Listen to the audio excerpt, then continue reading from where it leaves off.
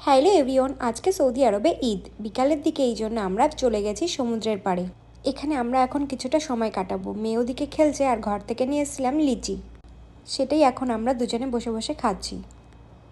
বাইরে বসে এরকম ফল খেতে বেশ ভালোই লাগে। তারপর খেয়ে নিচ্ছি চকলেট।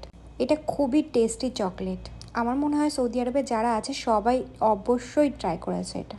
হঠাৎ করেই ঠিক করলাম চলো ডিনারটা তাহলে বাইরেই করি, সেই জন্যই চলে এসেছি আমরা সালাম মলে। আর এখানেই কেএফসিতে খাবার অর্ডার করে দিয়েছি।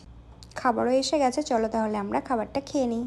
আর কেএফসির টেস্টের কথা কি বলবো, এটা সবসময় বেস্ট। আমরা যতটা পরিমাণে খাবার নিয়েছিলাম আমাদের জন্য অনেকটাই বেশি ছিল। যাই হোক, মোটামুটি কমপ্লিট করলাম। তারপর খেয়ে নিলাম কোল্ড ড্রিঙ্ক। আর কেএফসি খাওয়ার পরে যদি কোল্ড ড্রিঙ্ক না খাই তাহলে যেন খাওয়াটা অসম্পূর্ণই থেকে যায়। এবার বাড়ি যাওয়ার পালা, অনেকটাই রাত হয়ে এসছে। আজকের মতন বাই বাই।